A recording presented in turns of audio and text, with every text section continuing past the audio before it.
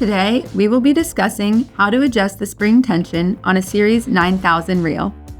Begin by pulling the hose out and latching it into place. Next, remove the bumper stop.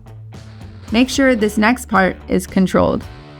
Pull the hose to release the latch and turn the spool until the hose is through the guide arm.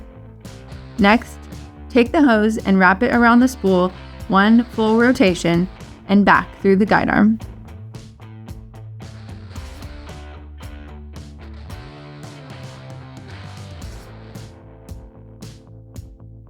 Pull the hose until it latches again, then reinstall the bumper stop.